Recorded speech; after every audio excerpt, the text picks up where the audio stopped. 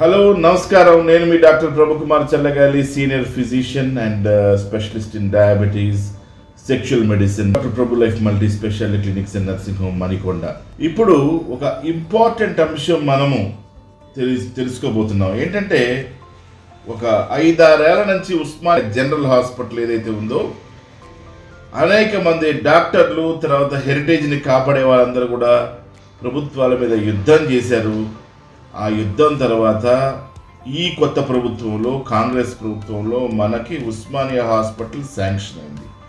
ఇది ఒక అద్భుతమైనటువంటి శుభవార్త. ఎందుకంటే ప్రజలకు ఎంతో మంచి జరుగుతుంది. ఒక జబ్బు వస్తే తగ్గాలంటే ఆసుపత్రికి వెళ్ళాలి. ఇది ఈరోజు విషయం కాదు, కొన్ని రోజుల నుంచి ఈ సమస్య ఉంది. మనకి వైద్యం అనేది రాష్ట్రం యొక్క సబ్జెక్ట్ అని కేంద్ర ప్రభుత్వం చెప్తూ ఉంటుంది. Health is the subject of the state.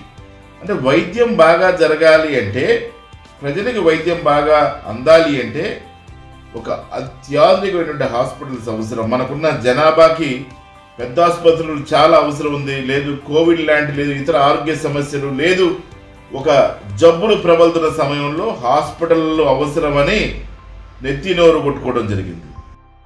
అయితే ఈ ప్రాముఖ్యమైన అంశంలో మనం గమనించాల్సిన విషయం ఏంటంటే, ఈరోజు కొంతమంది రకరకాల జనాలు ఉంటారు, ప్రపంచమంతా రకరకాల జనాలు ఉంటారు.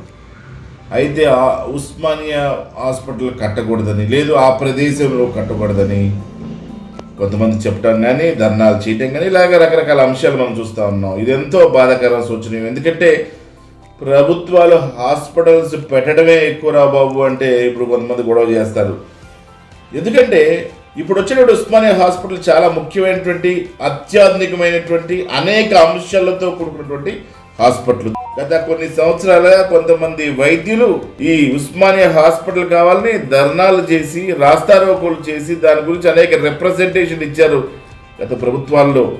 అలాంటిది ఈరోజు మళ్ళీ తిరిగి మనం ఉస్మానియా హాస్పిటల్ పెట్టుకోవడం ఉన్నది, ఉస్మానియా హాస్పిటల్ కట్టడం ఉన్నది, ఉస్మానియా హాస్పిటల్ని స్థాపించడం, మళ్ళీ భూమి పూజ ఈరోజు జనవరి 31, 2020 సంవత్సరంలో జరగడం ఒక చారిత్రాత్మకమైన ఘట్టం. ఎందుకంటే ప్రజలకి ఆరోగ్యం కావాలి, మంచి ఆరోగ్యం కావాలి, అత్యాధునికమైన వసతులు కావాలి. అలాంటి అంశాలతో కూడుకున్నదే ఈరోజు ఉన్నటువంటి Osmania general hospital and medical college.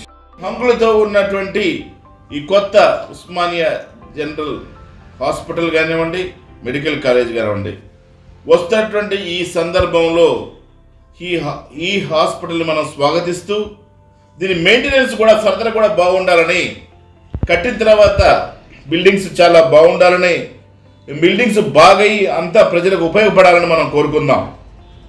Maintenance కూడా బాగా చేయాలని కోరుకుందాం. అంటే హాస్పిటల్స్ కన్స్ట్రక్ట్ చేయటం ఒక ఎత్తు అయితే, కన్స్ట్రక్ట్ చేసేటువంటి హాస్పిటల్స్ని బాగా వాడుకోవడం అన్నది కూడా చాలా ముఖ్యమైనటువంటి అంశం. మెయింటెనెన్స్ కూడా ఫర్దర్గా, కన్స్ట్రక్షనే కాకుండా మెయింటెనెన్స్ కూడా అద్భుతంగా జరగాలని మనం కోరుకోవాల్సి అయినో ఈ విషయాలు మనం తప్పకుండా ముందుకు తీసుకెళ్లాలని నేను మీ అందరికీ తెలియజేస్తున్నాను. సో కట్టడమే కాదు, కన్స్ట్రక్షన్ చేయటమే కాదు, దాని మెయింటెనెన్స్ కూడా బాగా చేయటం ద్వారా ప్రజలకి నాణ్యమైనటువంటి వైద్యం అందించడానికి అవకాశం ఉంటుంది, విశేషమైనటువంటి వైద్యం అందించడానికి అవకాశం ఉంటుంది. ఆ రకంగా ప్రయాణం చేస్తే అది ఏ ప్రభుత్వం అయినా కావచ్చు, మనం తప్పకుండా వాళ్ళందరినీ గౌరవించాలి. ఇలాంటి మంచి పనులు ఇంకా బడ్జెట్ పైన ఈ సింగిల్ డిజిట్ నుంచి బడ్జెట్ని పెంచి ప్రజలకి మంచి ఆరోగ్యాన్ని ఇవ్వడం కోసం ప్రయత్నం చేయాలని ప్రభుత్వాలను కోరుకుంటున్నాం. ఈ విషయం హర్షణీయమైనటువంటి అంశం. ఎందుకంటే ఇన్ని కోట్ల రూపాయలు వైద్యం కోసం ఖర్చు పెట్టడం ఒక హర్షణీయమైనటువంటి అంశం. దీంట్లో మెడికల్ కాలేజీలు, నర్సింగ్ కాలేజీలు, డెంటల్ కాలేజీలు, ఇతర కాలేజీలన్నీ కూడా ఒక సముదాయంగా ఏర్పాటు చేయడం జరుగుతుంది. ఇది ఒక బృహత్తరమైనటువంటి కార్యక్రమం. అది ఏ ప్రభుత్వమైనా కానివ్వండి, ప్రజలకు మంచి జరుగుతున్నప్పుడు మనం దాన్ని హర్షించాల్సిన అంశం. ఈ విషయంలో తప్పకుండా మనం రేవంత్ రెడ్డి గారిని Indian medical association Banjara Hills branch నుంచి మేము అప్రిషియేట్ చేస్తున్నాం. We congratulate him, we thank him, కృతజ్ఞతలు తెలియజేస్తున్నాం. మేము ఎన్నో సంవత్సరాల నుంచి ఉస్మానియా మెడికల్ కాలేజీలో నీళ్లు వస్తున్నాయి, పాత బిల్డింగ్లో వర్షం పడితే నీళ్ళు లోపలికి వస్తున్నాయి, పేషెంట్లకు ఇబ్బంది అవుతుంది అనేటువంటి విషయాన్ని తెలియజేస్తా ఉన్నాం. ఉస్మానియా హాస్పిటల్ హెరిటేజ్ బిల్డింగ్లో ఉన్నప్పటికీ కూడా అనేక సమస్యలు.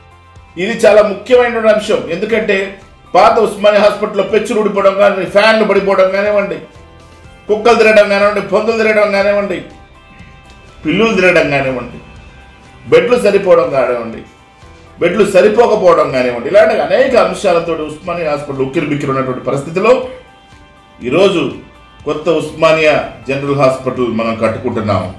ఇది హర్షణీయమైనటువంటి అంశం. ప్రజలందరూ ఇది పండుగ చేసుకోవాల్సిన అంశం.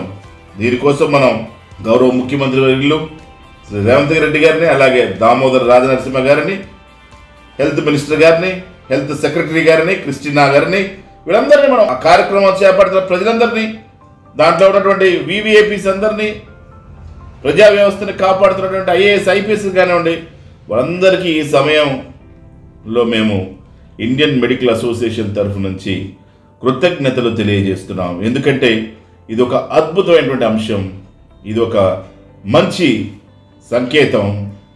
ప్రజా ఆరోగ్యం బాగుండాలని వీరు తీసుకున్నటువంటి స్టెప్ని మనం గర్వించాల్సిన విషయం. ఈ స్టెప్ని అప్రిషియేట్ చేయాల్సిన విషయాన్ని మీ అందరికీ తెలియజేస్తున్నాం.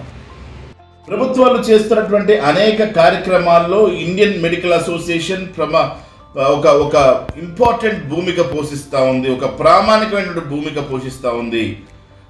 ఈ బడ్జెట్లో కానివ్వండి, లేదు పాలసీ అంశాలు కానివ్వండి, హెల్త్ ఇన్ఫర్మేషన్స్లో కానీ ప్రభుత్వంలో అనేక కార్యక్రమాలలో ఇండియన్ మెడికల్ అసోసియేషన్ క్షేత్రస్థాయి వరకు, ఇంటర్నేషనల్ ప్రోగ్రామ్స్ నుంచి, గవర్నమెంట్ నేషనల్ ప్రోగ్రామ్స్ నుంచి కింది స్థాయి, క్షేత్రస్థాయి, జిల్లా స్థాయి వరకు కూడా ఇండియన్ మెడికల్ అసోసియేషన్ ప్రభుత్వాలకు సపోర్ట్ చేస్తుంది. కేంద్ర ప్రభుత్వం నుంచి రాష్ట్ర ప్రభుత్వాలకు అందరికీ సపోర్ట్ చేస్తుంది.